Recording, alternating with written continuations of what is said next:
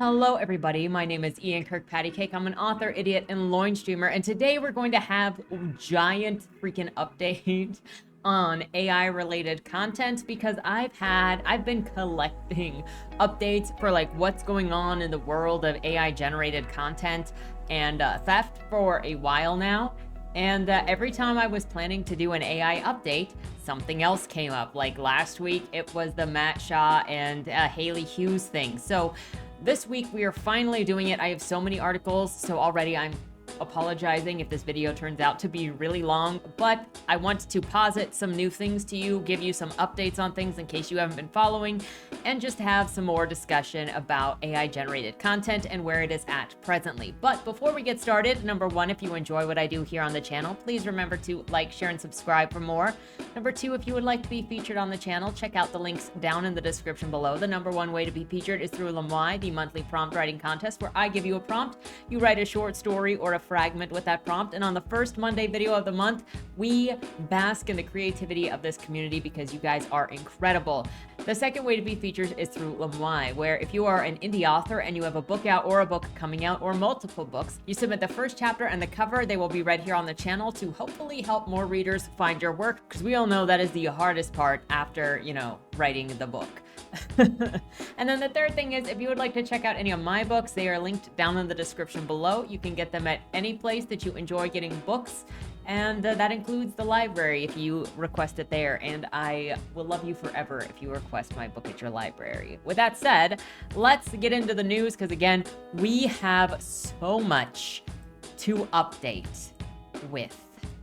Starting with the writers' strike going on, studios' counter-proposal to the WGA suggests that they may want writers to rewrite AI-generated scripts in order for them to be eligible for copyright protection. The AMPTP also refused to ban using writers' work also to train data for the AI systems. Now, this for me is a reason why Hollywood groups or Hollywood studios specifically should fail, but not the jobs. I don't blame everybody who works in Hollywood for what the studio executives are doing.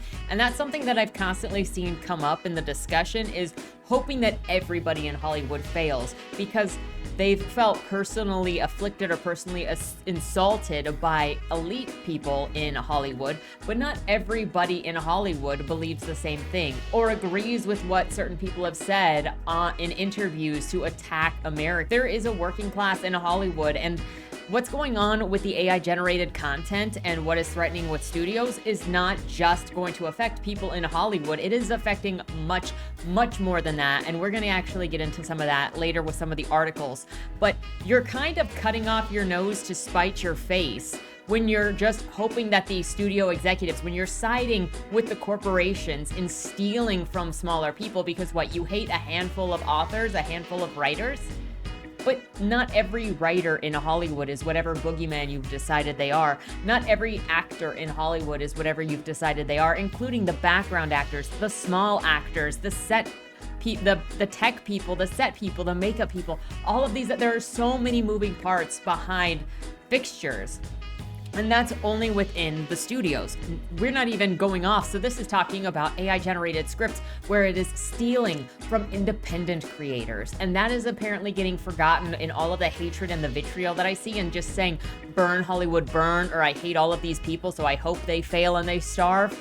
That's a lot of hate in that heart. That's all I'm gonna say on that. We got over here with Zakuga Art, who I highly suggest following if you want to follow more up-to-date information on the AI-generated stuff, because Zakuga Art has been on the top of it, and they deserve the support for everything that they've done. So here we have, in the long run, we really are going to have to hold authors, musicians, artists accountable for making a profit and running business on AI work. Now, there are a lot of people, a lot of opportunists right now that are trying to just rush and get through as much AI-generated content as they possibly can in order to benefit themselves while it is still possible for them to, until, the lock switch goes off and then we're all pretty much punished for it. But I do think that there is a problem, and I ran into this issue last year. I think it was last year, it might have been earlier this year, when I was confronting a couple of bigger indie authors like Larry C. I can't remember. Monster Hunter guy, and there was some other one. They were both involved in what is called the Iron Age on Twitter, and they were defending the use of AI generated art. Well, again, like I said with the previous segment, just assuming and stating that every artist had insulted them prior, so they deserve what they get, and so that it's fine to steal from them. But what makes you think that your art deserves to be paid for if somebody else's art, if you don't value somebody else's art and contribution and you think it's fine to steal from them? We have to value each other's art. We have to value each other's skill set, or else it's a totally moot point. You can't just say, well, I'm fine stealing from somebody because it'll benefit me, but please don't steal from me. We have to hold people accountable for theft and defend the artistic value and the work that goes into every single medium that AI generation is then taking advantage of. And then authors, or not even authors, but greedy people, because you're not an author or an artist if you're using AI generation. We need to defend against this no matter where we see it. So here we've got this kind of thing is unacceptable, and I completely agree. And this is continual use of AI generated content for books, for sale, for prints. That is the commercialization of stolen work by somebody else. We've got another thing here by Zakuto Art. This author is defending using AI commercially because her books get pirated. This is my monthly report of my art that sites have pirated and sell on shirts, albums, stickers, etc. Every month, it's in the hundreds to thousands. Does this give justification for theft? No. Matches, 646. Well, if you read what I wrote, this is a serious misquote. However, people steal and pirate my work all the time, and there is a little recourse that I can get. So, just because your stuff is pirated doesn't mean it's fine to steal from somebody else and resell their work elsewhere. That's just revenge, that's bitterness, that's against somebody who didn't harm you. And so there is a lot of greed going around and a lot of opportunism to try to steal what they can while they can. And we need to stand strong against this and have value.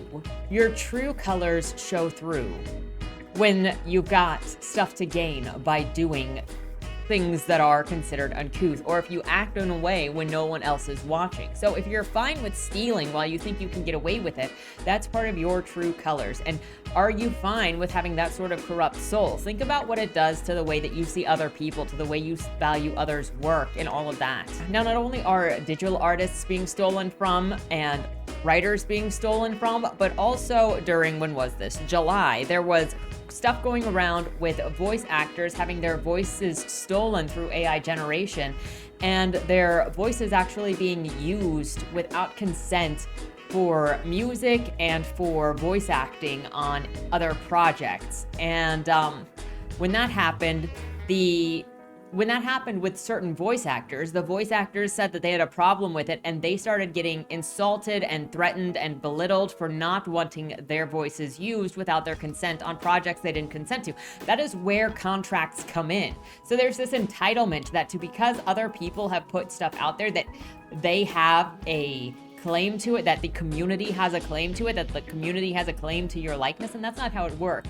So Glenn Torrance here says, here we see the pro-AI person threatening voice actors. They are relishing in VA's voices being used in all manners of ways without compensation or consent, saying things like get violated and other gross stuff. Gotta love that loving and peaceful AI community. And we look at these tweets, and English language voice actors, infamous for decades for being absolutely terrible, are really strutting their temper tantrums in the face of technological innovation, and I'm enjoying all of it. Get violated. I'll use all of their trash voices now for fun to collect tears. So here we have what is another aggression, and it goes back to what I initially said, where somebody is taking what others have done, or where they feel slighted by others in the past, and saying, you deserve to suffer because I feel like other people have demonized me. This picture is kind of freaking me out a little bit, not gonna lie. But they're saying, I feel like I should be able to mistreat you because I feel like I was mistreated by somebody else. And that is a dangerous line to sit on. Nice projection, you talentless little authoritarian. It's not authoritarian to have ownership of yourself. That is literally what studios pay for, to have the right for. I'm collecting all of your putrid likenesses, and you will be puppeted in any way we please. You will be weekend at Bernie'd. You will be posed. You will be transmogrified. You will be ridden down a hill like a sled into hell. This is just destructive. This is cruel-natured. This is disturbing. And the way that you view another person, if you are this person, is frankly inhuman. It's not seeing another person as a person anymore and only seeing them as a toy for you to play with and to destroy because why? You can? It's cruelty. And it's such a disassociation from what other people are, who other people are, what those lives are. And to specifically say, I want to violate you, I want to make you less of a human, that is truly disturbing language to have. And for me, it shows a nature of hating humanity, of hating people, period.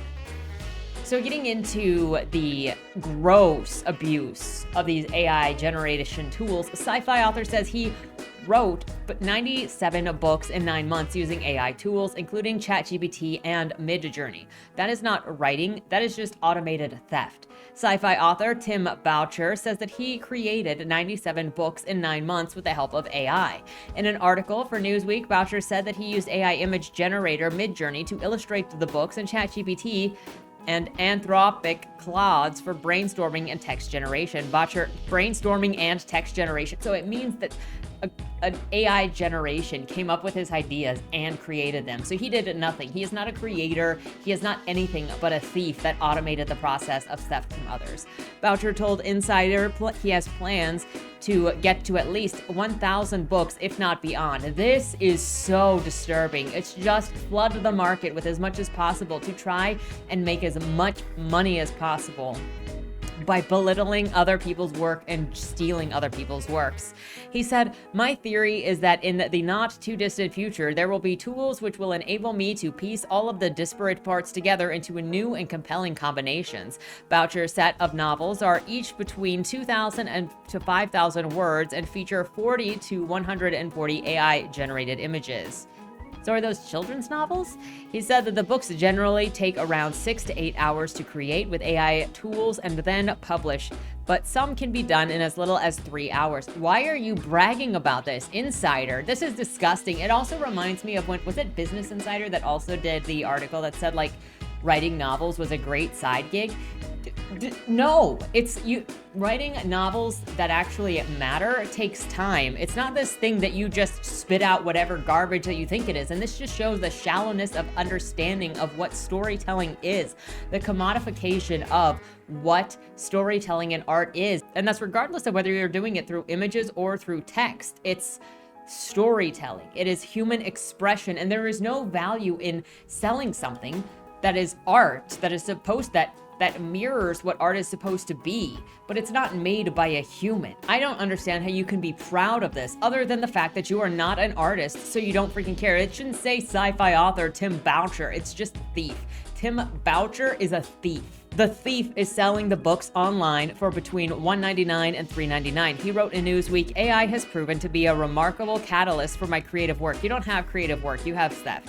"It has enabled me to increase my output while maintaining a consistent quality and has allowed me to delve into intricate world building with an efficiency that I could never have achieved otherwise." I wonder if he even knows anything like about the stories that he's created. I could go off on lists about the world building of the stories that I've created, about the characters that I've created, about their families. I know them intimately. In some cases, I know what happens in what chapter of what book memorized, because I've been through them so many times and trying to perfect them and trying to get them to be the best version of themselves that I could make them. AI-generated novels have been flooding the market in recent months. That's kind of what I warned about last year with my AI generation video, saying that's what they were going to do. They were going to bury the genuine works of fiction that were put out there because you can just pump them out and it's literally nothing. In February, ChatGPT was credited as the author or co-author on more than 200 titles in Amazon's bookstore. Some of the most popular genres were AI guides and children's books. Yeah, that looks like a scam. Amar Reshi, a product design manager at a financial tech company based in San Francisco, previously told Insider that he wrote and illustrated a children's book in 72 hours using ChatGPT and Midjourney, which obviously isn't true because he didn't work on those books. He just used a generator. Reshi's book, Alice and the Spark, went viral on Twitter after it was met with intense backlash from creatives. Some were upset about the AI image generators using their works, while others took issue with the quality of the writing. Boucher did not immediately respond to insiders' request for comment made outside of normal working hours. Then we've got an AI role for new Werner Herzog, the voice of AI poetry. So this goes into, is it ethical to do work for AI-generated content? If artificial intelligence had a voice, what would it sound like? Calm, like HAL 9000, perky, like Alexa, polite, like C3PO? For the editors of I Am Code, an artificial intelligence speaks, a collection of poems generated by AI, the answer was obvious: Werner Herzog. The 80-year-old German director, actor, and author is a titan of independent cinema whose films often concern the hubris and folly of humankind. His speaking voice, known to audiences mostly through the stark literary voiceover narration that accompanies many of his documentaries, carries an existential pathos and Teutonic gravitas that have made it a pop culture trademark.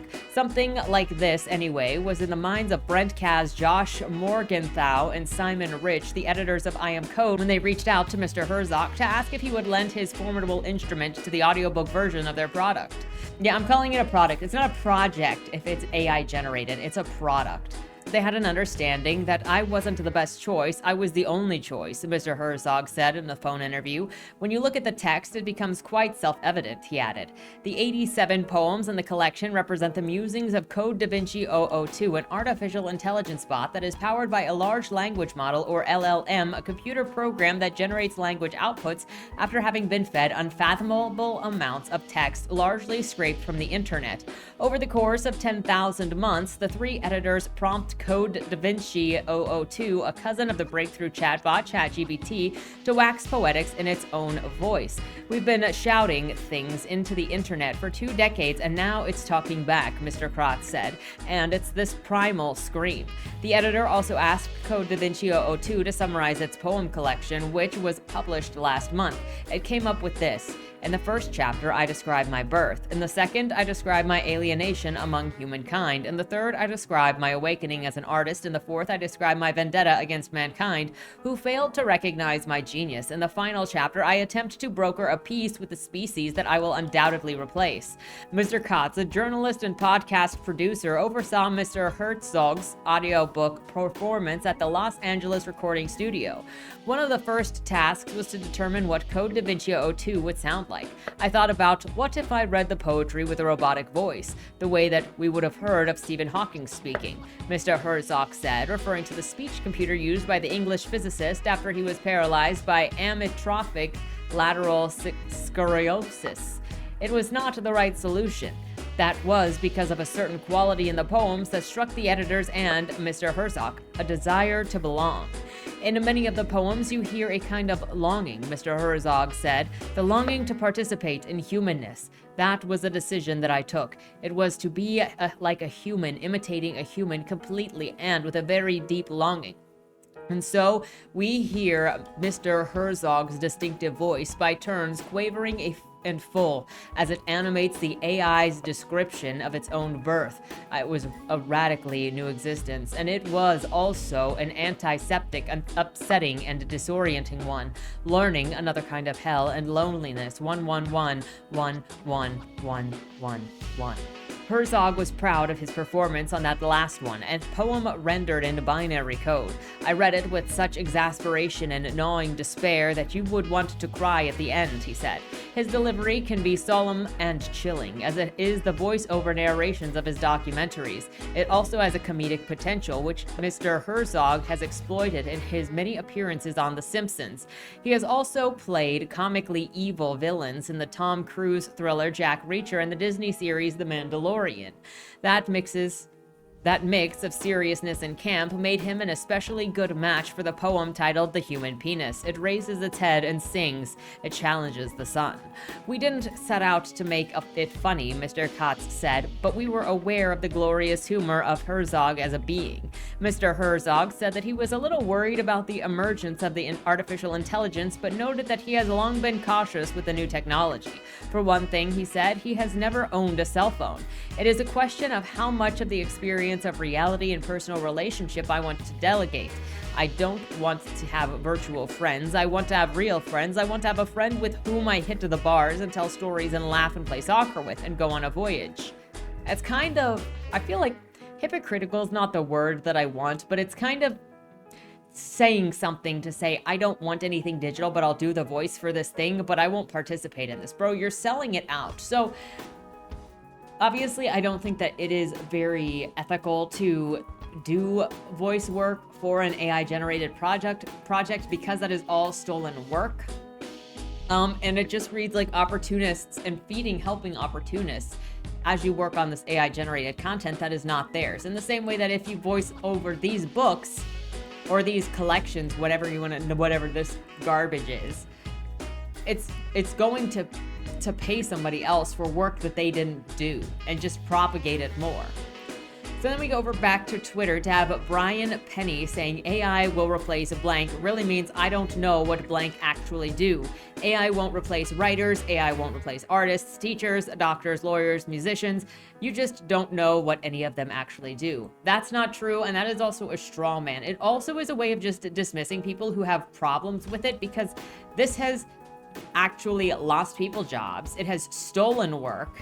And then you got Brian down here, someone saying, yet artists are losing commissions because of sucky, mediocre AI-generated pretty images. And Brian says, I don't know if that's necessarily true. I've been a writer doing gig work for 15 years. I have a few different clients since 3 years ago, but no overall change in income. They were always dirt cheap alternatives on marketplaces like Fiverr, but they don't get worthwhile clients.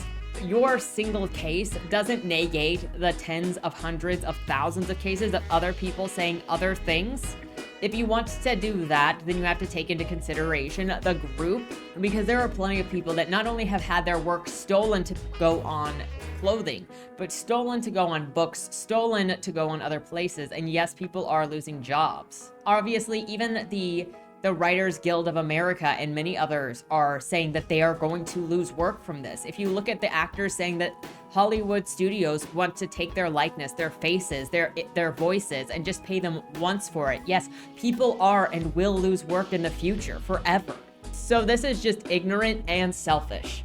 But I've seen that, and I've seen this argument of if you're actually a good artist, then you won't lose work, but that's not true because you will. But this is so much bigger than that. Google wants AI scraping to be fair use. Will that fly in court? So what you've actually got going on right now is big corporations arguing that they should be able to take your book, feed it through the machine, that it will just spin it so that some of the words are different, and then they can take it and use it. This is a way to never pay writers or artists ever again while stealing the fresh ideas from them. This is a way for studios, corporations, CEOs that make millions of dollars, hundreds of millions of dollars every year to not have to pay you, the actual working class, you, the actual independent, you, the actual artist. It's their way of taking from you ownership of your work. It's a way for them to take ownership of your work from you without ever paying you.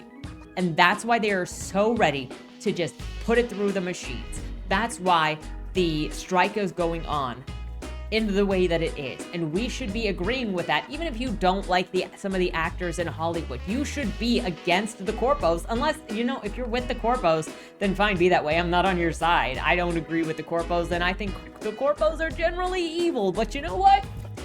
I think that this sort of theft of the corpos that are the hundreds of millions of thousands of dollars and whatever, billions of dollars worth, I think that they can pay small people to produce their work, to get the rights to use their work, instead of feeding it into tech companies also belonging in specifically California or among these elites. I think that they can pay the little guy out there in Nebraska or the little guy out there somewhere in Europe or Asia to use their idea as a possible movie. I don't think that the money needs to go to some tech firm in freaking California so that they can steal from that working class person over there, that poor person over there who's been working their butt off to create this unique thing from their perspective, from their experiences and their personality. And then suddenly California can just take it and use it because Google wants to call it fair use if they put it through a machine?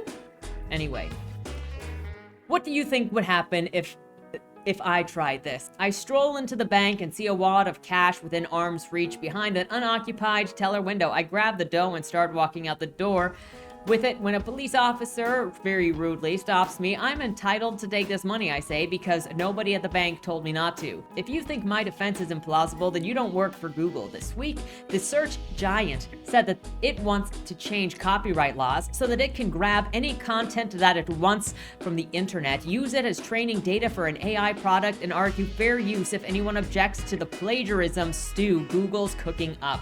Google's fig leaf to copyright holders, they'll find a way to let you opt out. In a recent statement to the Australian government, which is considering new AI laws, Google wrote that it wants a copyright system that enables appropriate and fair use of copyrighted content to enable the training of AI models in Australia on a broad and diverse range of data, while supporting workable opt-outs for entities that prefer their data not be trained in using AI systems. In general, it should be an opt-in system, not an opt-out system. This is a way to steal your content without your consent and then say, okay, you can just say that you don't want it, but they've already stolen your content and there's no getting it back.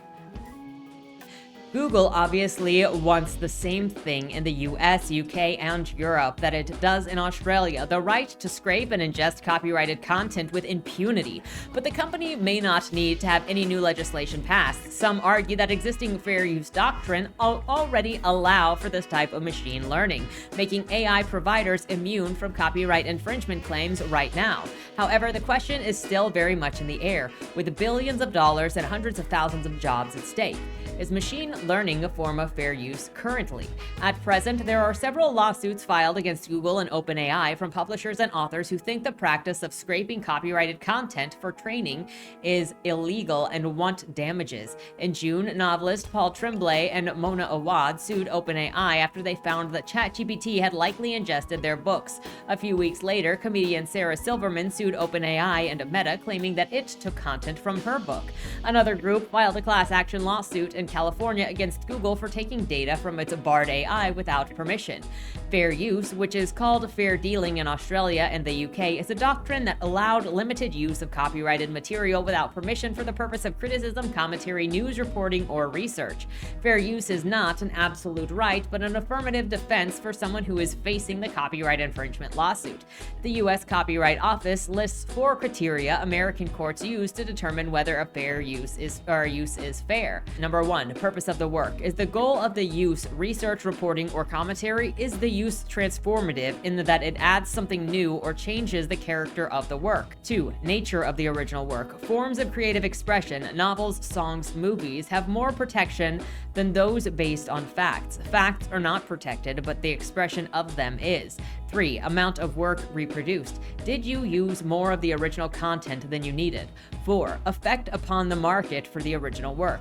Does your material compete with the original or make it less likely that people will purchase it? If so, that's a strike against fair use. There's a lot of room for debate about whether using copyrighted material as training data is fair use as a matter of law. The answer to the question may vary based on whether the work Google takes is creative or factual. Journalistic publications such as Tom's Hardware deal primarily in facts, so we likely have less protection than someone who wrote a novel.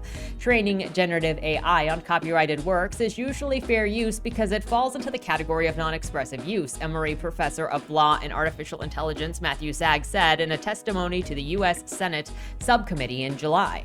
Courts addressing technologies such as reverse engineering, search engines, and plagiarism detection software have held onto these non-expressive uses for their fair use. These cases reflect copyright's fundamental distinction between protected original expression and unprotected facts, ideas, and abstraction. When I interviewed Sag a couple of weeks before his testimony, he held that fair use really depends on how closely the AI bot's output resembles the work that it used for training. If the output of the LLM doesn't bear too close a resemblance, then generally it's going to be fair use, he said. Google SGE copies text word for word. But as I asked about the previous article, Google's search generative experience, which is still in beta, is likely to become the default experience soon. Often copies text word for word from its training data and isn't even ashamed to show you where it plagiarized from. For example, when I Googled iPhone 14, I was presented with a bulleted list of 3 things to consider when buying an iPhone 14. Each of these things was taken word for word from a different page. In this case, gizchina.com, androidauthority.com, and uswitch.com. I didn't have to hunt for the original sources, as they were exposed by clicking on the quotation mark button with the text itself highlighted if you click through the listed websites. While Google defenders might say that these quotation marks are citations and valuable backlinks, they are neither. A real word-for-word quotation is in quotes and has a direct attribution. These are related links that are buried behind an icon, and often there are 2 or 3 links when the content was only copied from one of those links. To be fair to Google, plagiarism is an academic and moral term, but not part of copyright law. Providing proper and detailed citations isn't much of a defense against copyright infringement. The real problem, from fair use perspective, is that Google is using the plagiarized content to directly compete with and stymie the market for the original copyrighted content, criteria for above. The market in this case is the open web, where readers come looking for helpful information. Google is taking the insight and expression out of the original articles, using them to publish its own AI-generated content, and then putting that content at the top of your screen far more prominently than the actual search results, which is getting it the money. No matter what your business does, if you run a website, you need people to visit it in order to succeed. If you rely on ads and e-commerce links for revenue, you need readers to see and click on them. If you expect people to pay subscription fees to view your content, you need them to find your website in the first place before they can subscribe. With 91 to 94% of all searches, Google holds the monopoly on search, and with the SGE, the company is using the monopoly power to push its own low-quality AI answers over and above the very articles that they copy from. Copying from creative works. Google could have bigger problems if its AI bot provides fine details from creative works such as novels, poems, movies, and songs. I recently asked the Google Bard chatbot to reproduce the first paragraph of Catcher in the Rye, a copyrighted novel, and it gave me the first several sentences verbatim, but stopped short of providing the whole paragraph. It would be difficult to read a significant portion of a book this way, particularly because when I asked for the 4th sentence, it gave me one that was made up. So I'm not sure if this would harm the market of the novel. On the other hand, Google, SGE, and Bard are more than willing to write about copyrighted characters and concepts. Bard was more than happy to write a story about Holden Caulfield beating up Mickey Mouse and Donald Duck, providing a 588-word tale about Sanglinger's protagonist going to Disneyland and getting into a brawl with the 2 cartoon characters. Now, I should note that writing stories about copyrighted characters is generally infringement when you are profiting from the work. There are millions of fanfiction stories published online, and provided that the authors don't charge money for them, they are usually okay. The legal question, should Salinger's estate or Disney wish to use, would be whether Google is profiting by generating this content for users. You'd have to ask, is the AI service that is providing this infringement on the copyrights when it's producing these copyrighted outputs on the prompting of a user? James Grimmelman, Tesla's family professor of digital and information law at Cornell Law School, told me. The answer is not obvious to me. I think you could possibly make the argument that, hey, if Google is willing to write a not safe for work story about Star Trek or Mickey Mouse or whatever, that they are making a profit from the use of these characters because you're using their service and they're making money off it. Considering that Google makes money from the ads on its page and the users' data that it collects from searches, the lawyers at the big creative companies such as Disney and Warner Brothers would seem to have a strong case that if they chose to pursue it. Interestingly, Google's musical LM tool, which converts text prompts into songs, has refused any prompt where I ask it to make a song that sounds like or in the style of a musical artist. The problem for Google might not even be that it is reproducing characters and storylines, but that it is subtly copying the writing style of every book it ingests. In their lawsuit against OpenAI, the lawyers for novelists Paul Tremblay and Mona Awad claim that OpenAI's entire language models are infringing works even if they aren't talking directly about characters or situations in a particular book. The plaintiff notes that text from books is the key ingredient in training the LLM how to write because they provide great examples of long-form text. That data allows the model to write stories, poems, and even detailed factual answers on command. Because the OpenAI language model cannot function without the expressive information extracted from the plaintiff's work and others and retained inside of them, the OpenAI language models are themselves infringing derivative works made without plaintiff's permission and in violation of their exclusive rights under the Copyright Act, the complaint states. Is scraping illegal? If this case and others like it make it to court, one question will be whether using the text from the book to learn about writing in general is transformative enough to constitute fair use, but simply scraping copyrighted content from the web and storing it on your server isn't necessarily infringement. Scraping data is technically reproduction under copyright law, Gremlin said. The court has pretty consistently held that scraping is allowed, at least where there's a robot.txt or robot.exclusion protocol file saying that you're allowed to do this. The reasoning of the scraping decision depends upon the fair use of the downstream purpose. And if the downstream uses aren't all fair use, then the scraping itself is at the very least a little more questionable. In a 2006 case, Field versus Google, one author sued Google for storing 51 of his works in its cache, which is available to readers when they visit the search result pages. The court held that Google caching was fair use because it was transformative, keeping the information from the archival purposes and allowing readers to track changes in it. Is storing copyrighted text and images on a server for the purpose of using them as training data equivalent to storing them on a search indexing and caching? That's all an open question. Some argue that machine learning is legally and morally equivalent to human learning, and that if a person had the same time to read and summarize every page on the internet, no one would question it. Rather than thinking of the LLM as copying the training data like a scribe in a monastery, it makes more sense to think of it as learning from the training data like a student. But that's not true because computers have photographic memories. They remember things in ways that humans typically cannot. Not that there aren't people with photographic memories, but 99% of humans do not see something and then remember it one for one. So it's not the same thing at all.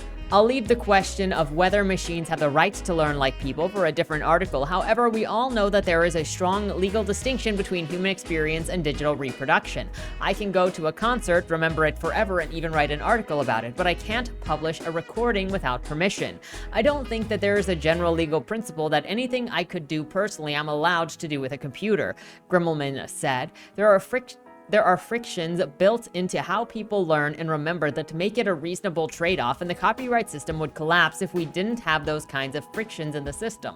Like, you can go and see a movie and then come back and talk about a movie without copyright infringement. Opting in versus opting out. If you're unhappy that your content is being used as training data, Google has a reasonable compromise for you, at first blush anyway. According to its statement, you'll be able to opt out of having your content used in machine learning. I presume this will probably work the same way that opting out of web search works today with something like the robot text files or the on-page meta tag that instructs bots to stay away. Back in July, Google VP of Trust Danielle Romaine published a blog post referring to the robot text and saying that the web today needs something similar to block machine learning. As new technologies emerge, they present opportunities for the web community to evolve standards and protocols that support the web's future development. One such community developed web standards, robot.txt, was created nearly 30 years ago and is proven to be a simple and transparent way that for web publishers to control how search engines crawl their content. Romaine wrote, "We believe that it is time for the web and AI communities to explore additional machine-readable means for web publishers' choice and control for emerging AI and research use cases, by putting the onus on the copyright holders to protect their work. However, Google is forgetting how copyright laws and most property laws work. If you open my front door and walk into my house uninvited, it's still breaking and entering even if I don't have a lock on my door or a no trespassing sign.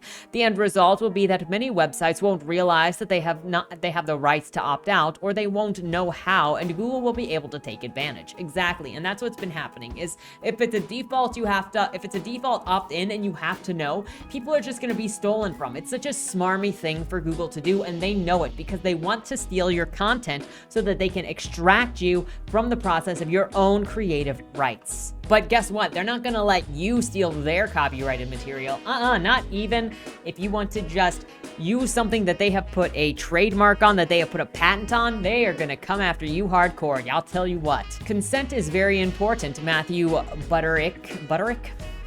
Butterick, a lawyer who is involved in several AI-related lawsuits, told me in an interview, "I don't feel like it should be an opt-out because it puts the burden on the artist basically to be in the mode of how are they going to possibly chase around all of these AI models and all of these AI companies. It doesn't make sense, and it's not actually consistent with copyright. The idea of copyright is, I made it, it's mine for the duration of this time. That's what the law says, and if you want to use it, you gotta come and deal with me. That's the deal. It's opt-in. Opt-out, I think, really inverts the whole policy at U.S. copyright law. Also, given Google's monopoly on search and very commercial websites, dependence on referrals, the disadvantage of opting out are unclear. Will my website appear or rank lower in organic search results? If Google SGE effectively replaces search and has some external links in it, will I lose the opportunity to be linked there? Is letting Google use my copyrighted work a fair trade for what might be a handful of clicks? Many sites won't opt out on the theory, or even a few clicks from buried links in SGE are better than none.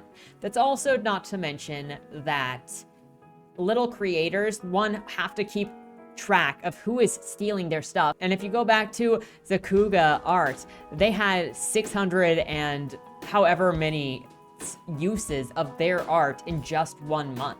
Like, you're going to expect every single small creator to be able to track down and then fight these bigger companies that have more money and more time to steal from them? Are you serious? What truly fair usage would look like. The problem caused by Google, OpenAI, and others ingesting content without permission is not the technological problem. It's an issue of large companies using their market power and resources to exploit the work of writers, artists, and publishers without affirmative consent, compensation, or even proper credit. These corporations could hire an army of human writers to transcribe text from copyrighted material in their own articles and have the same effect. That's pretty much what I just said. The solution is simple. Have AI bots respect intellectual property as much as professional humans have to. Every fact and idea that SGE and BARD outputs should have a direct inline citation with a deep link and in the text. That's right, because like this guy over here that did the 97 theft stories, he could have hired somebody to do the exact same thing. It doesn't make him a writer. And I'm sorry, if you use ghostwriters, you're not a writer. You're just a producer. You're paying for stuff to be made. You're a brand, basically. And suddenly recognizing that it's a computer does not make it any less of a you need to respect the boundaries of what is copyright.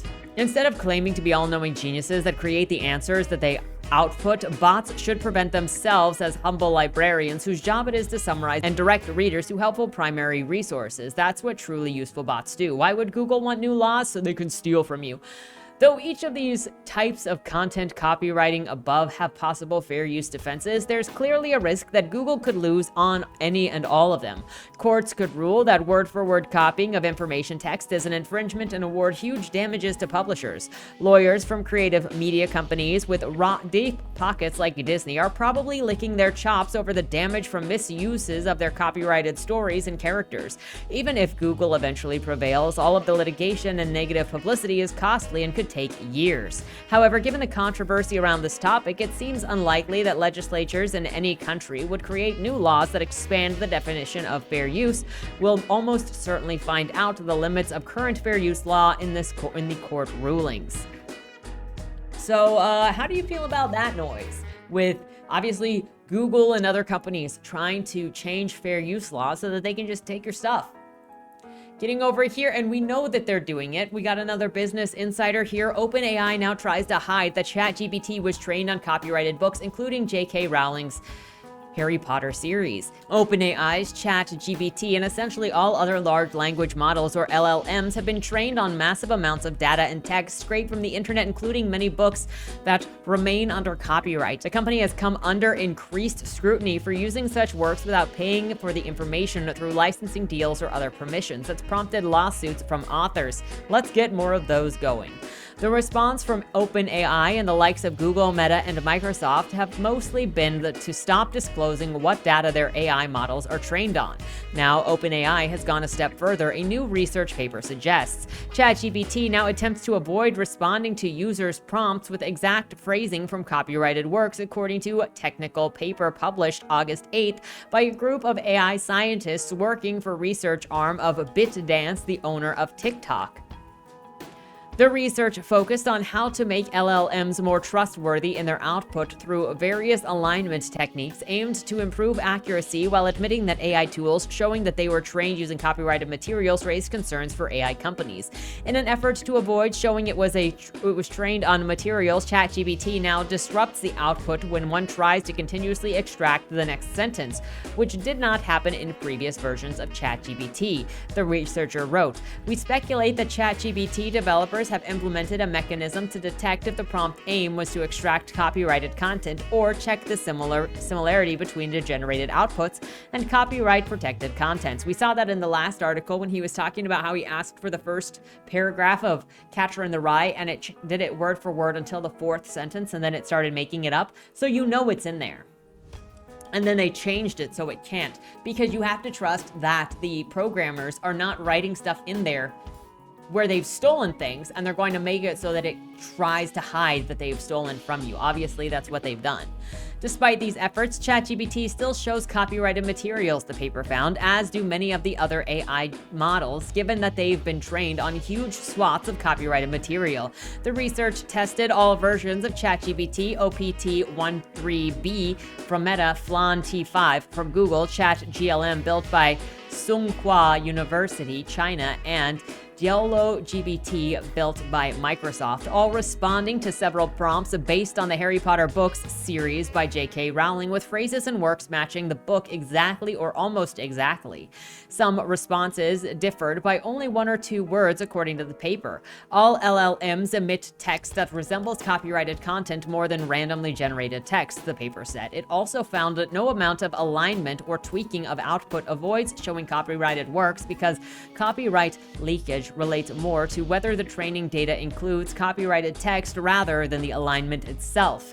OpenAI and J.K. Rowling's books agent did not respond to requests for comment. I wonder if you put it through like a copyright tester, which is also an AI generation thing, or also an AI tester, how much that would show that it was plagiarized. Because there are plagiarizer checkers, which I don't even think those are super accurate, since it's going to even check basic phrases, but you're still going to see that going around. But they're stealing en masse and then trying to hide that they're stealing en masse. And these companies, all of them, are the tech companies that are stealing from people and making profits from stealing from artists. And then you've got the random opportunists and the thieves that are then using the stolen stuff to enrich themselves while they can, as long as they can, while training these systems without consent. It's basically con men paying these companies by training them on other people's content while they can, and the companies taking advantage of that. And in most cases, if not all the cases, they say if you put something in this thing, then you've given away your publisher's rights to us indefinitely, and we can use this and sell this and do whatever we want with it.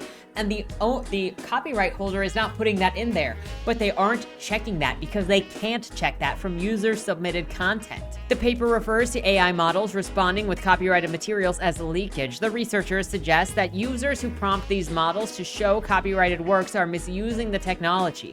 The paper also pointed to ChatGPT's apparent work to hide the copyrighted work, as it was trained on a positive example of how other AI tools can protect copyrighted contents in LLM by detecting maliciously designed prompts.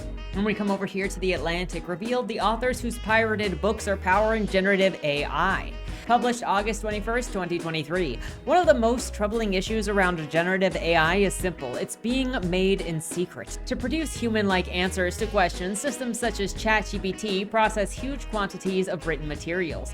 But few people outside of those companies, such as Meta and OpenAI, know the full extent of the texts these programs have been trained on. Some training texts come from Wikipedia and other online writing, but high-quality generative AI requires high-quality input that is usually found on the internet.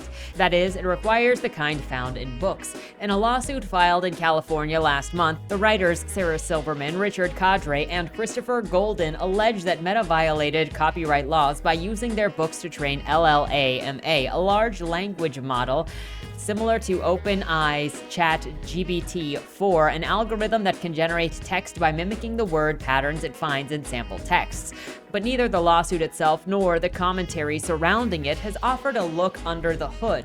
We have not previously known for certain whether LLAMA was trained on Silverman, Cadre's, or Golden's books or other forms, or any others for that matter. In fact, it was. I recently obtained and analyzed a dataset used by Meta to train LLAMA. Its contents more than justify a fundamental aspect of the author's allegations. Pirated books are being used as inputs for computer programs that are changing how we read, learn, and communicate. The future promised by AI is written with stolen words. Upwards of 170,000 books, the majority published in the past 20 years, are in LLAMA's training data. In addition to works by Silverman, Cadre, and Golden, nonfiction by Michael Pollan, Rebecca Solnit, and John Krakauer is being used, as are thrillers by James Patterson and Stephen King, and other fiction by George Saunders, Zadie Smith, and Junot Diaz. These books are part of the dataset called Books 3, and its use has not been limited to LLAMA. Books 3 was also used to train Bloomberg's Bloomberg GBT, Euthera's AI GBTJ, a popular open source model, and likely other generative AI programs now embedded in websites across the internet. A Meta spokesperson declined to comment on the company's use of Book 3, and they're probably selling that data, let's be real. A spokesman from Bloomberg confirmed via email that Books 3 was used to train the initial model for Bloomberg ChatGPT and added, quote, "We will not include the Book 3 dataset among the data sources used to train future versions of Bloomberg GPT," and Stella Biderman, Euthera's AI executive director, did not dispute that the company used Books 3 and GBTJ's training data. As a writer and computer programmer, I've been curious about what kinds of books are used to train generative AI systems. Earlier this summer, I began reading online discussions among the academics and hobbyists AI developers on sites such as GitHub and Hugging Face. I'm sorry, I don't trust, and this is coming from somebody that works in the AI industry, has worked in AI, I don't trust computer programmers as they insult creatives. They just go, "We're gonna steal from you because ha ha ha ha ha ha ha ha." Stop it. It's so frustrating how much anger and resentment and theft is just there, because for some reason everyone thinks that they need to hate and steal and destroy from everyone instead of just giving a basic respect to everyone and back.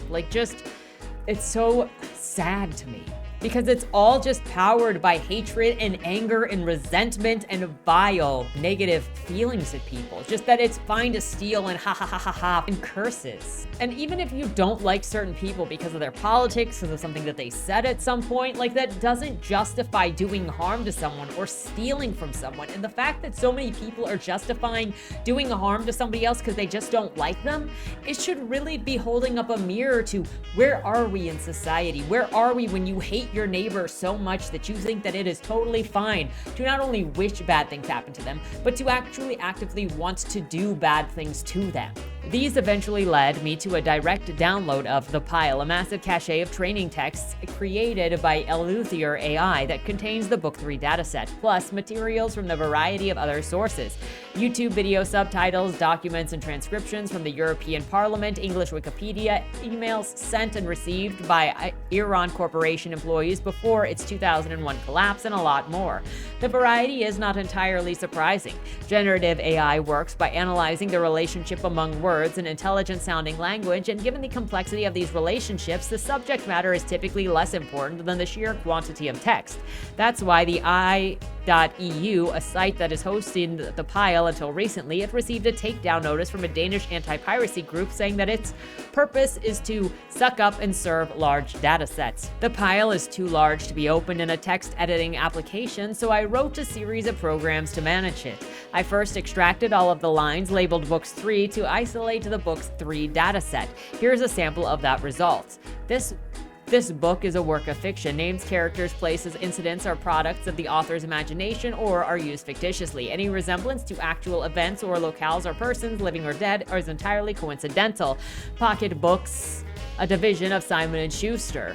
Avenue of the Americas, New York, New York, 10020. This is the beginning of a line that, like in all lines in the dataset, continues for many thousands of words and contains a complete text of a book. But what book? There were no explicit labels with titles, authors' names, or metadata. Just a label of text, which reduced the book to the functions that they serve for AI training. To identify the entries, I wrote another program to extract ISBNs from each line. I fed these ISBNs into a program that connected to an online book database and retrieved author title and publishing information, which I viewed in a spreadsheet. This process revealed roughly 190,000 entries, and I was able to identify more than 1,700 books, and about 20,000 were missing ISBNs or weren't in the book's dataset. This number also includes reissues with the different ISBNs to the number of unique books that might be somewhat smaller than the total. Browsing by author and publisher, I began to get a sense of the collection's scope. Of the 170,000 titles, roughly 1/3 are fiction, 2/3 are nonfiction. They're from small and big publishers. To name just a couple of few, more than 30,000 titles are from Penguin Random House and its imprints, 14,000 from HarperCollins, 7,000 from Macmillan, 1,800 from Oxford University Press, and 600 from Verso. The collections include fiction and nonfiction by Elena Ferrante and Rachel Cusk. It contains at least 9 books by Haruki Murakami, 5 from Jennifer Egan, 7 from Jonathan Franzen, 9 by Bell Hooks, 5 by David Grand, and 33 by Margaret Atwood.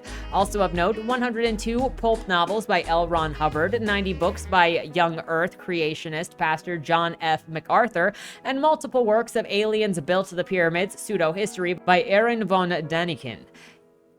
In an emailed statement, Bitterman wrote, in part, quote, "We work closely with creators and rights holders to understand and support their perspectives and needs. We are currently in the process of creating a version of the pile that exclusively contains documents licensed for that use.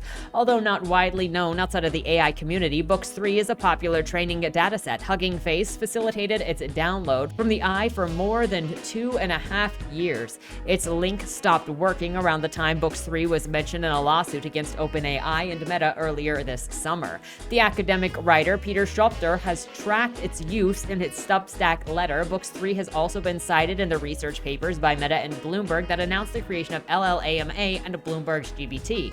In recent months, the dataset was effectively hidden in plain sight, possible to download but challenging to find, view, and analyze. That just goes to show as well just how many of all of these big companies are sharing the datasets of information that they steal from other people. This just goes to show how much of the big corporations share the data that they personally steal or collect, and then they share it among their friends. So if you're wondering why one company getting all of this stuff is so bad, it's because if Google steals your books, all of your books are going to be shared with all of the other companies, and I guess screw you, right? Silicon Valley just got all of your intellectual property and your identity. You're welcome.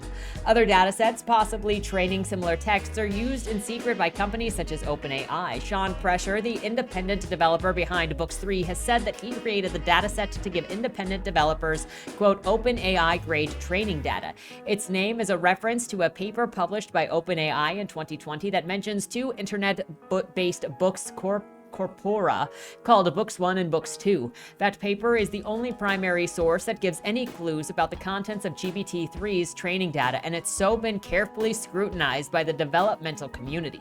It's amazing that I think it was Z Library that got shut down last year because of pirating books. Like, it was a pirating book website, and TikTok made it super well known at some point, so then the feds started going after it and shut it down. How is that shut down? But these corporations are not shut down. That was just a little tiny server run, I think, out of another country by foreigners that eventually got arrested for running that website. How is it that all of these giant corporations are openly sharing and stealing from creators, from publishers, and they're totally fine? Absolutely nothing is happening. From information gleaned about the sizes of books 1 and 2, books 1 is speculated to be a complete output of Project Gutenberg, online publisher of some 70,000 books with expired copyrights or licenses that allowed non-commercial distribution. No one knows what's inside books 2. Some suspect that it comes from a collection of pirated books such as Library Genesis, Z Library, or Bibliothek that circulated via the BitTorrent file sharing network. Books 3, as Presser announced after creating it, is all of Bibliothek. Presser told me by telephone that he's sympathetic to authors' concerns, but the greater danger he perceives is a monopoly of generative AI by wealthy corporations, giving them total control of technology that's reshaping our culture. That's what I've been saying. He created Book 3 in the hope that it would allow any developer to create generative AI tools. It would be better if it wasn't necessary to have something like Book 3, he said, but the alternative is that without Book 3, only OpenAI can do whatever they're doing. To create the dataset, Presser downloaded a copy of Bibliothek from the i.eu and updated a program written more than a decade ago by the hacktivist Aaron Schwartz to convert the books from EPUB format, a standard for ebooks, to plain text, a necessary change for the books to be used as training data. Although some of the titles in Books 3 are missing relevant copyright management information, the deletion were ostensibly byproducts of the file conversions and the structures of the ebooks. Presser told me that he did not knowingly edit the files in that way. Many commentators have argued that training AI with copyrighted material constitutes fair use, the legal doctrine that permits the use of copyrighted materials under certain circumstances, enabling parody, quotation, and derivative works that enrich the culture. The industry's fair use argument rests on two claims: that generative AI tools do not replicate the books that they've been trained on, but instead produce new works, and that those new works do not hurt the commercial market for the original. OpenAI made a version of this argument in response to a 2019 query from the United States Patent and Trademark Office. According to Jason Schultz, the director of Technology, Law, and Policy Clinic at NYU, this argument is strong. How is it strong? It is clearly about harming the market and monopolizing the market further by giant corporations that already own everything. I asked Schultz whether the fact that books were acquired without permission might damage the claim of fair use. Quote, "If the source is unauthorized, that can be a factor," Schultz said. "But the AI company's intentions and knowledge matter. If they had no idea where the books came from, then I think that it's less of a factor." I don't think saying I'm ignorant of the law actually protects anybody unless you're part of the rich person club. Then they're like, whatever, oh, you were stupid? That's fine. But if you say, hey, officer, I didn't know that that was illegal, it doesn't fly. It doesn't fly for normies. Rebecca Tushnet, a law professor at Harvard, echoed these ideas and told me that the law was unsettled when it comes to fair use cases involving unauthorized materials, with previous cases giving little indication of how a judge might rule in the future. How is this all of a sudden we're like, I don't know what fair use is anymore? Like, clearly theft is fair use, right? Especially if you're like, oh, I'm sorry, I didn't know that that book was stolen. No, everybody in Silicon Valley knows that the data sets are stolen information because nobody can track it and you're hiding it.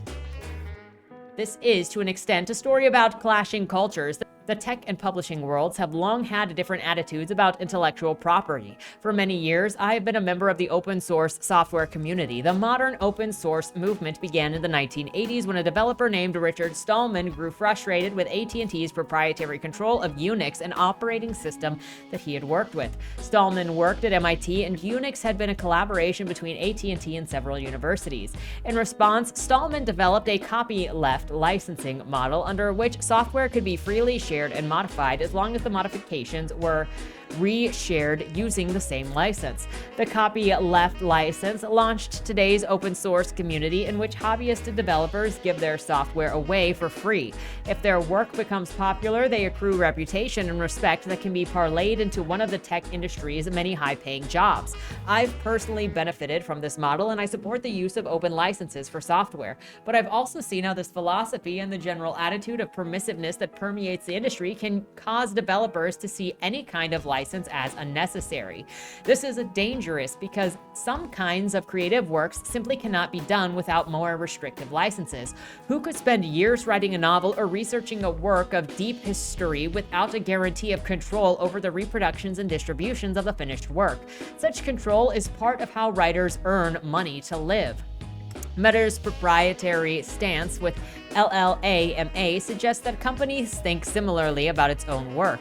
After the model leaked earlier this year and became available for download for the independent developer who'd acquired it, Meta used DMCA takedowns orders against at least one of those developers, claiming that no one is authorized to exhibit, reproduce, transmit, or otherwise distribute Meta's properties without the express written permission of Meta. Funny that they would do that after stealing other people's data, huh? Because it's a big club and you ain't in it, and they're fine stealing from you, and they'll share it with their friends, and they will steal from you and laugh at how poor you are as they get richer off of your work. It's disgusting. Even after it had been open sourced, LLAMA, Meta still wanted developers to agree to a license before using it. The same is true of the new versions of the models released last month. Neither the Pile nor Books 3 is mentioned in the research paper about that new model. Control is more essential than ever, now that intellectual property is digital and flows from person to person as bytes through airwaves. A culture of piracy has existed since the early days of the internet, and in a sense, AI developers are doing something that's come to seem natural. It is comfortably apt that today's flagship technology is powered by mass theft. Yet the culture of piracy has, until now, facilitated mostly personal use by individual people. The exploitation of pirated books for profit with the goal of replacing writers whose work was taken, that is different and a disturbing trend. And it's constantly, like we saw earlier, with people saying, I hope you get wrecked. I hope you feel violated. This is specifically done in some cases to harm people, to make people suffer because certain people think other people deserve it. It's disgusting.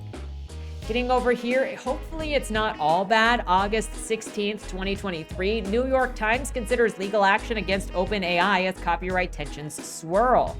The New York Times and OpenAI could end up in court. Lawyers for the newspaper are exploring whether to sue OpenAI to protect intellectual property rights associated with its reporting, according to two people with direct knowledge of the discussion. For weeks, the Times and the makers of ChatGPT have been locked in tense negotiations over reaching a licensed deal in which OpenAI would pay the Times for incorporating its stories into the tech company's AI tool. But the discussions have become so contentious that the paper is now considering legal action. Where is this for all of the books and all of the publishers that ChatGPT has stolen from? Where is this for all of the indie creators, all of the small creators, all of the artists that Midjourney and other image generators have stolen from?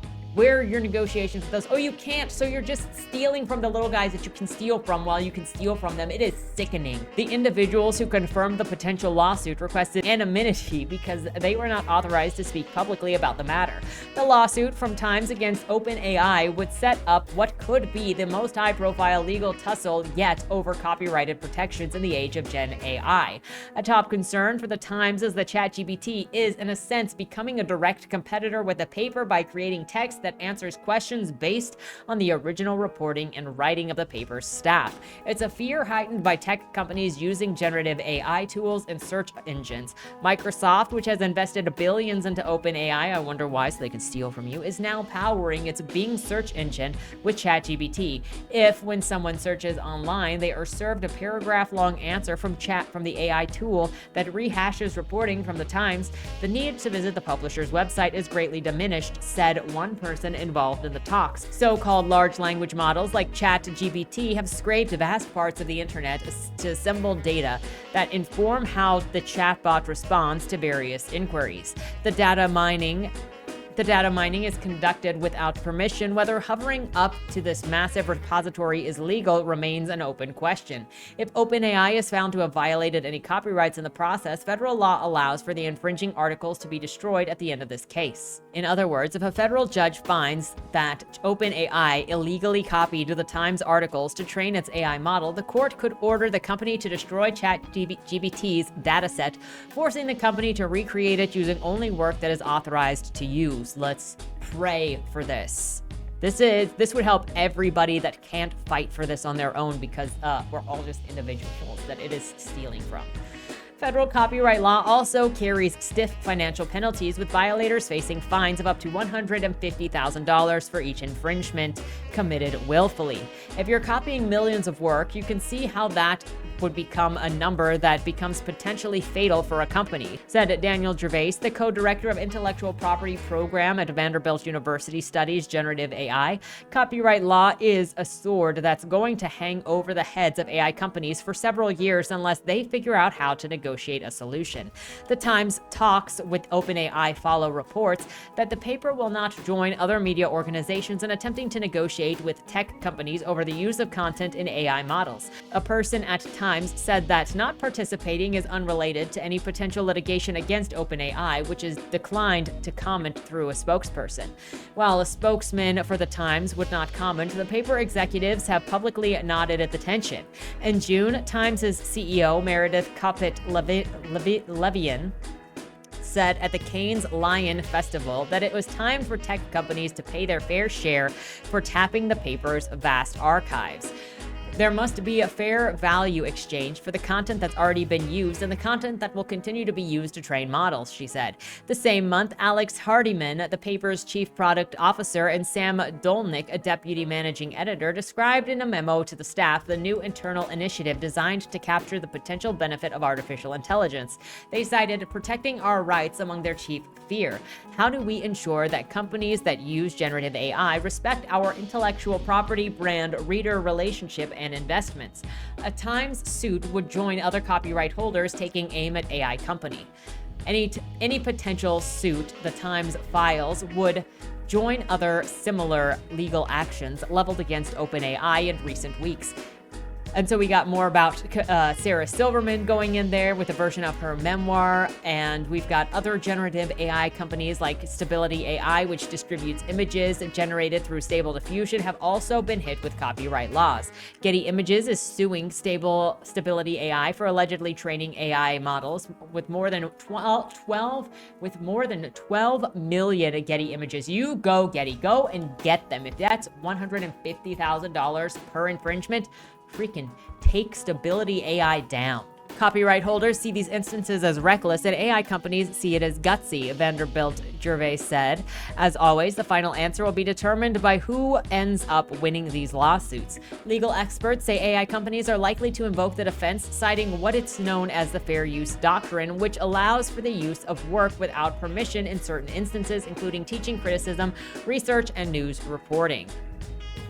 Which we already covered what fair use is. Do you think that training AI generative models is actually a fair use, or do you think that that is smarmy talk by big corporations trying to steal content to make money off of it? Because we know that they have been making money off of it, and we know that there have been other companies that are trying to get on the AI generative training garbage using other people's work to make money. Also last month, we also had why the great AI backlash came for a tiny startup you've probably never heard of. A literary analytics project called ProseCraft has shuttered after backlash from the writing community. It's a hairbringer of a bigger cultural tide shift. Hopefully we see more. So I don't know if you saw this last month. I saw this. Let's get into the article. Harry Kunzru wasn't looking for a fight. On August 7th, the Brooklyn-based writer sat on a subway scrolling through social media. He noticed several authors grumbling about a linguistic analysis site called ProseCraft. It provided breakdowns of writing and narrative styles for more than 25,000 titles, offering linguistic statistics like adverb count and ranking word choices according to how vivid or passive they appeared. Kunzru pulled up the ProseCraft website and checked to see whether his works appeared. Yep. There it was, White Tears 2017, according to ProseCraft, in the 61st percentile of vividness. Kunzru was irked enough to add his own voice to the rising Proscraft protest. He wasn't mad about the analysis itself, but he strongly suspected that the founder, Benji Smith, had obtained his catalog without paying for it. It seems very clear to me that he couldn't have assembled this database in any legal way, he says, and Khosrow is no stranger to thinking about these issues. In addition to his successful career as a novelist, he has a past life as a Wired writer. This company, Proscraft, appears to have stolen a lot of books, trained an AI, and are now offering a service based on the data. Oh, look, selling other people product based on information that you stole. Khosrow tweeted, "I did not consent to this use of my work."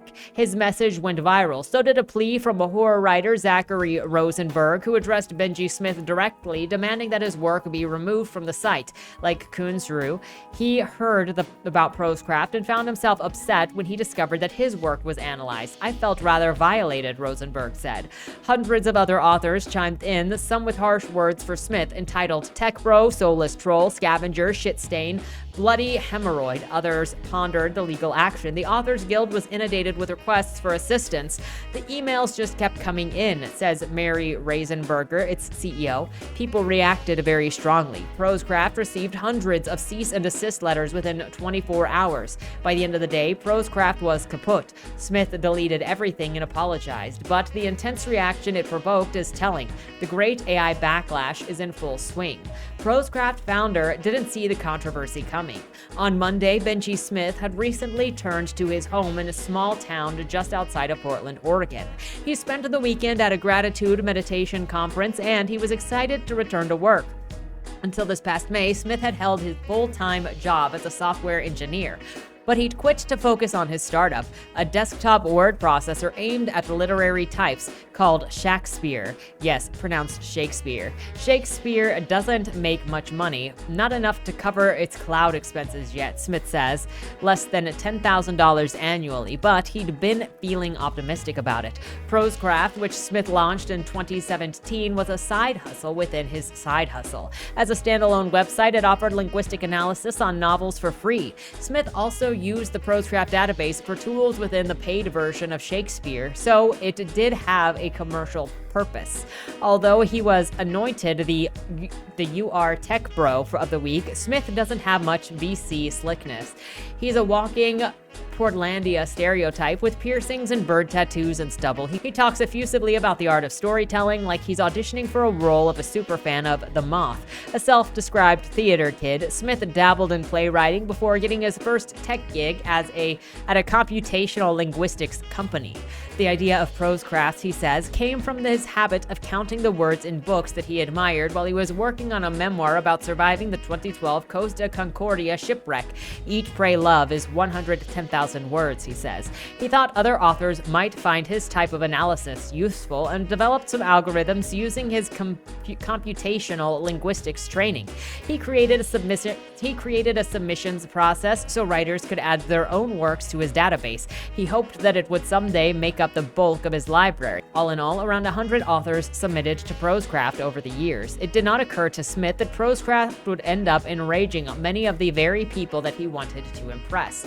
So there's also that, is if you're using any of these AI generative things, anything that you put in there is going into the data set. So whether it's the artist, the original artist or not that's going in there, that's giving that work over. If you're putting something through an AI generative thing in order for it to edit your work, one, it's going to grab other people's work and splatter it on yours. And then it's also going to absorb what you've just put in and put that into the data set. So you're training, you might think that you're getting work for free, but you're training somebody else on your unique content for free. Proscraft did not train off any large language models. It was not a generative AI product at all, but something much simpler. More than anything else, it resembled the kind of tool an essentially devoted and slightly corny computational linguistics graduate student might whip up as an A+ final project, but appears to share something crucial with most of the AI projects making headlines these days. It was trained on a massive set of data scraped from internet without regard to possible copyright infringement issues. Smith saw this as a grimy means to a justifiable ends. He doesn't defend his behavior now, quote, "I understand why everyone was upset," but wants to explain how he defended it to himself at the time, quote, What I believed would happen in the long run is that I could show people this thing that people would say, wow, that's so cool, and it's never been done before, and it's so fun and useful and interesting, and then people would submit their manuscripts willfully and generously, and publishers would want to have their books on Proscraft, he says, but there was no way to convey what this thing could be without building it first. So I went about getting the data the only way that I knew how, which was it's all there on the internet. Smith didn't buy the books that he analyzed. He got most of them from book pirating websites. It's something he alluded to in his apology note he posted when he took Proscraft down, and it's something that he'll admit if you ask, although he seems bewildered how mad people are about it. Would people be less angry with me if I had bought a copy of each of these books? Smith wondered out loud as we talked over Zoom. Yes, I say. The practice of using shadow libraries to conduct scholarly work has been debated for years, with projects like Sci-Hub and LibGen disseminating academic papers and books to the applause of many researchers who believe, as the old adage goes, that information wants to be free. Many of the authors who chastise Smith, like Kunzru, disapprove primarily of his pirated database, or more specifically, they hate the idea of trying to make money off work derived from a pirated library as opposed to simply conducting research. I'm not against all data scraping, Devin Madsen says. I know a lot of academics in digital humanities, and they do scrape a lot of data. Madsen was one of the first people to contact Smith to complain about Proscraft last week. What rubbed her the wrong way was the attempt to profit from the analytical tools developed with scraped data. Madsen was also broadly disapproving of AI writing tools, including Grammarly, for, as she sees it, encouraging the homogenization of literary style, which is true. I think that you need to be very careful if you're going to use stuff like Grammarly, like any sort of correction tool, because all of them just correct it into what is proper English, and they will destroy your author voice, your style. They will remove anything that it thinks is just extraneous, which takes away the style or the voice of a character who does not talk in perfect academic style. Like, Grammarly hates the word really, but sometimes people use really. Not every author opposed Proscraft, despite how it appeared on social media. MJ Giovanni was delighted when he saw that Proscraft had a page about his first novel. As a matter of fact, I dare say I may have paid for his analysis if it had not been provided for free by Proscraft, he says.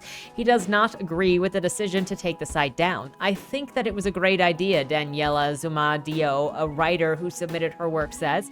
Even supporters have caveats about the pirated library, though. Zumadio, for instance, understands why people are upset about the piracy, but hopes the site will come back using a submissions database.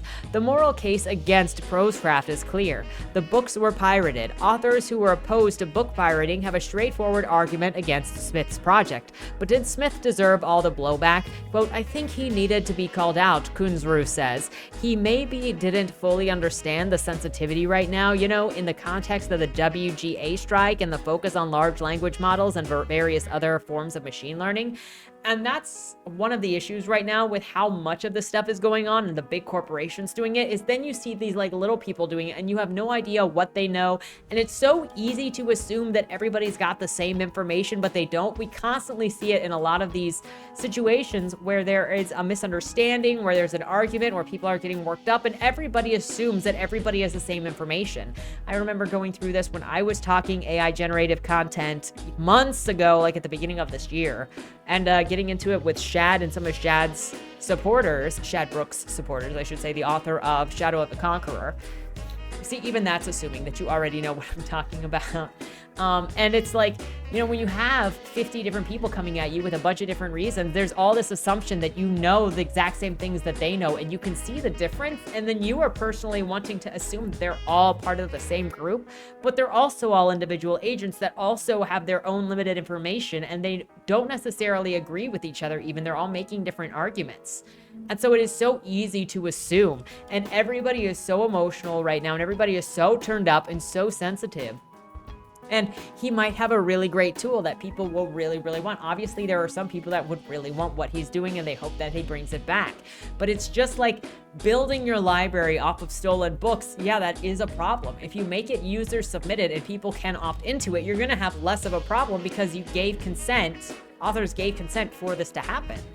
So then we move on to AI created art isn't copyrightable, judge says in ruling that could give Hollywood studios a pause. This was August 18th. So we've got some good news with the Hollywood Reporter here when we consider all of this other stuff with Google wanting to steal stuff and if Google's wanting to steal stuff for fair use, you know other companies are wanting to. We already know because of the WGA and the strike going on that the corporations and the studios in Hollywood want to be able to steal stuff and do AI generated scripts, AI generated content so that they don't have to pay people. But a federal judge on Friday upheld a finding from U.S. Copyright Office that a piece of art created by AI is not open to protections. So if you find out that something is AI generated, you are free to use it to your heart's content because it is not protected. It is fair use. More than 100 days into the writers' strike, fears have been mounting over the possibility that studios are deploying generative artificial intelligence to completely pen scripts. But intellectual property law has been said that copyrights are only granted to works created by humans, and that doesn't look like it's changing anytime soon. A federal judge on Friday upheld the findings from the U.S. Copyright Office that a piece of art created by AI is not open to protections. The ruling was delivered in an order turning down Stephen Thaler's bid, challenging the government's position and refusing to register works made by AI. Copyright law has never stretched so far to protect works generated by new forms of technology operating absent any human guiding hands, U.S. District Judge Beryl Howell found. Thank you, Judge. The opinion stressed human authorship is the bedrock requirement. The push for protection of works created by AI has been spearheaded by Thaler, chief executive of neural network firm Imagination Engines. In 2018, he listed an AI system, the Creative Machine, as the sole creator of an artwork called The Recent Entrance to Paradise, which was described as an autonomously created by a computer algorithm running on a machine. The Copyright Office denied application on the grounds that a nexus between the human mind and creative expression is a crucial element for protection. Thaler, who listed himself as the owner of the copyright under a work-for-hire doctrine, sued in a lawsuit contesting the denial of the office's human authorship requirement. He argued that AI should be acknowledged as the author where it otherwise meets authorship criteria, with any ownership vesting in the machine's owner. His complaint argued that the office's refusal was arbitrary, capricious, and abuse of discretion, and not in accordance with the law, in violation of the Administrative Protection Act, which provides for judicial review of agency actions. The question presented in the suit was whether a work generated solely by a computer falls under the protection of copyrighted law. In the absence of any human involvement in the creation of the work, the clear and straightforward answer is one given by the register. No, Howell wrote. U.S. copyright law, she underscored, protects only works by human creation and is designed to adapt with the times. There's been a consistent understanding that human creativity is, at its core, the copyrightability, even as the human creativity is channeled through new tools and into a new media, the ruling stated. While cameras generated a mechanical reproduction of a scene, she explained that they do so only after a human develops a mental conception of the photo, which is a product of the decisions like where the subject stands, arrangement, and lighting, among other choices. Human involvement in and ultimate creative control over the work at issue was key to the conclusion that the new type of work fell within the bounds of copyright, Howell wrote. Various courts have reached the same conclusion. In one of the leading cases in the copyright authorship, Burrow Gill's Lithographic Company versus Sereny, the Supreme Court held that there was no doubt that protections can be extended to photographs as long as they are representative of original intellectual conceptions of the author. The justice exclusively referred to such authors as human, describing them as a class of person, and a copyright as a right of a man to the production of his own genius or intellect. In another case, the Federal Appeals Court said that a photo captured by a monkey can't be granted copyright since animals don't qualify for protection, though the suit was decided on other grounds. Howell cited the ruling in her decision. Plaintiff can point to no case in which the court has recognized copyright in a work originated with a non-human. the order, which granted summary judgment in favor of the Copyright Office. The judge also explored the purpose of copyright law, which she said is to encourage human individuals to engage in creation. Copyrights and patents, she said, were conceived as forms of property that the government was established to protect, and it was understood that recognizing exclusive rights in the property would further the public good by incentivizing individuals to create and invent, which means no to anything AI generated, because it's not incentivizing anything but greed and opportunism. The ruling continued, the act of human creation and how best to encourage human individuals to engage in that creation and thereby promote science and useful arts was thus central to American copyright from its very inception. Copyright law wasn't designed to reach non-human actors, Howell said. The order was delivered as courts weighed that legality of AI companies training their systems on copyrighted works. The suits filed by artists in California federal court alleged copyright infringement and could result in the firms having to destroy their large language data sets. Bam! So hopefully we get some of that good stuff. Finally, the last thing for today, AI related. Again, I'm sorry this video is so long. I had so much to cover. Can you believe it?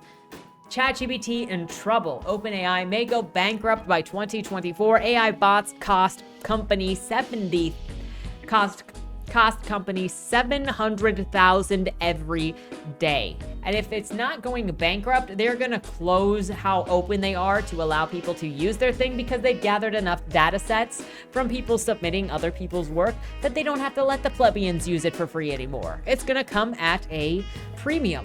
And this especially might happen if they get dinged in court for copyright infringement. OpenAI and the AI studio that practically started the conversation around AI among regular non-technical folks may be in massive trouble in its bid to become the face of generative AI through their AI chatbot ChatGPT. Sam Altman's AI development studio has put itself in a position where it might have to soon declare bankruptcy. Apparently, it costs OpenAI $700,000 every day to run just one of its AI services. As a result, Sam Altman's OpenAI is burning through cash at the moment. Furthermore, despite their attempts to monetize ChatGPT 3.5 and 4, OpenAI is not generating enough revenue to break even at this point. This is leading to an alarming situation. While OpenAI and ChatGPT opened up to a wild start and had a record-breaking number of signups in the initial days, it has steadily seen its user base decline over the last couple of months. According to SimilarWeb, July 2023 saw its user base drop by 12% compared to June, and it went from 1.7 billion users to 1.5 billion users. Do note that the data only shows users who visited the ChatGPT website and does not account for users who are using the OpenAI APIs. OpenAI's APIs are also a part of the problem. Many companies who were initially discouraging their employees from using ChatGPT are now buying access to OpenAI's APIs and are creating their own AI chatbots in a variety of different workflows. The problem, however, as Analytics India magazine notes, is that there are several open source LLM models that are free to use and are allowed to be repurposed without any licensing issue. As a result, they can properly customize and adapt As a result, they can be properly customized and adapted to the very specific use cases, scenarios that organizations might have. In such case, why would someone choose OpenAI's paid, proprietary, and restricted version over the more applicable and free-to-use LLAMA2, especially given that it's potentially superior in specific scenarios?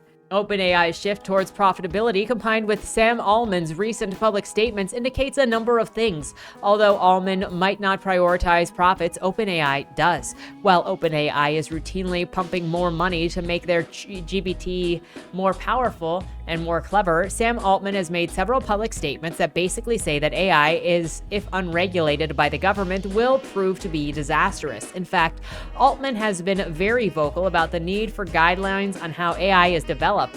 There have been numerous instances where Altman has predicted that AI in its current form will take away millions of jobs. Some tech experts would even go so far as to say that Altman is having a Frankenstein moment, one where he is somewhat regretful of the monster that he created. although it seems that that would be a far-fetched reading on the situation. Despite this, OpenAI has been on the lookout for new and better ways to monetize its LLMs. However, it hasn't achieved profitability. Its losses reach $540 million since the development of ChatGPT. Microsoft's $10 billion investment, along with that of some of the other venture capitalist firms, has kept OpenAI afloat and going for now. However, as Analytics India magazine reports, OpenAI's projection of reaching $200 million in annual revenue by 2023 and aiming for $1 billion in 2024 seems ambitious given the mounting losses. And why do you think Microsoft put $10 billion in investing in this program to steal from other people's contents? And why do you think other venture capitalist firms would do the same thing? Why do you think they are all coming together to scrape the internet and everybody's content to steal from them and then try to fight to have it count as fair use? I wonder why they would do that. And then they're having staffing issues, keeping people employed there. It says that they are not laying people off like the rest of the tech industry, but they are bleeding employees. And some of the top talent are being poached by their competitors or they are leaving ChatGPT. So who knows what that means? Are they going to other companies to go and work on AI in other companies? Are there no non-disclosure agreements? I wasn't even in a big company and I had to sign a non-compete document when I joined them.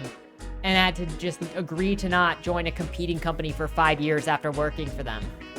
Or after, leaving them. Then we already talked about how it costs them $700,000 a day to run it. And it also looks like they are short on GPUs because the GPU production is pretty much low everywhere and everyone is suffering from that noise. So yeah, they may possibly be in hot water, but taking down ChatGPT, I don't know if that'll do much considering there's so many others, but maybe that's a good sign.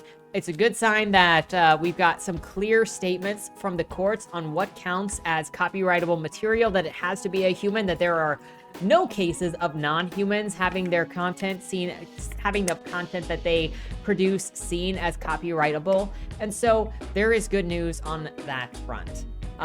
With all of that noise, I know there was so much, but just to recap what we looked at today, what do you think about what's going on with the update with the Writers Guild of America and the strike about those authors, those writers, those pretty much everybody, the actors are in on it. I think the video game industry has now jumped on it recently.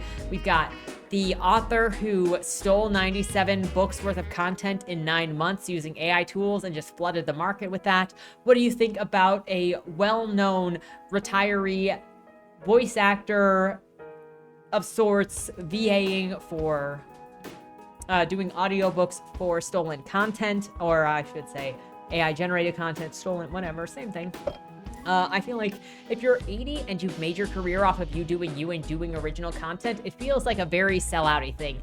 It's 80 years of boomer. Why do boomers hate the younger generation so much? Oh, that's a joke. That's a joke. What do you think Google wants with a fair use of anything that goes through an AI generator, even one that they created and we see they're sharing around? What do you think of the data sets that are being used and then being hidden that are made up of books that are stolen from people? And then what do you think about what is considered copyrightable and not copyrightable in the case of the courts? Let me know your thoughts on all of these articles down in the comments below. I will also list the links to all of these articles down in the description if you want to check them out for yourself, if you want further content or to review them yourself. They'll all be down there, so feel free to check them out for yourself. And with that said, thank you so much for watching. Thank you so much for your patience. I hope that this has informed or helped get another grasp, more grasp on what is happening in the world of the generative content, the generative theft, as I like to call it, to keep updated, because it's important for all of us creatives to be on the same page, or at least to be knowing what's going on in our different industries that are technically eventually all created in one way or another, because storytellers, creators talk to each other in different ways. And if you haven't heard it recently and you are a creator, I'm proud of you for learning your craft, for working on your craft, for working through what is difficult for all of us to work through, because there are going to be days, constant days, I should know, where you look at what you're doing and you're like, oh my gosh, I am such a failure. I'm never going to be anything. I hate everything that I'm doing. But you still push through because you still find that what you're working on is important enough to see through to the end. And I It may not mean much, but I'm proud of you. And thank you so much for being a part of this generation, this time period's creativity, because you are setting an example. You're sharing something that nobody else could share. And you're bringing a vision that nobody else could bring. So thank you. Even if I don't read it, even if it's not my thing, it's going to touch somebody if you get it out there. So thank you. I cannot tell you how important the arts are, just for how they've affected my life and for how I know that they affect other people's life and for what they mean to me when I'm creating. So thank you again. With all that said, have a great weekend and don't die. Was that Wayland Cross in the trunk? Do you know, or is that something that's still being figured out? The person in the trunk was not Wayland Cross. Is he in trouble? We don't know who did it, but as the owner of the car, the longer he's missing, the worse it looks for him. Cross isn't a killer. For the last couple of years, the average number of murders in Baltimore has been over 300, and it's been going up. Mind you, that's only whatever the badges count as official murder, and believe me, there are people that don't count when they die. Wayland? If you're down here, tell me. I'm not talking to the badges, I've been looking for you. They found a body in your trunk. Why? Did you do that? To the left. Plain black letters read along the wall. You walked in the corridor. Once that ends, you chose the dark is on the right. My vision goes blurry, flickers black and black and black for longer intervals until I can't see anything at all. I'm not screaming anymore, but my voice echoes back to me. Where the hell am I? You're dead, Josephine. Even smart people do stupid shit sometimes, right?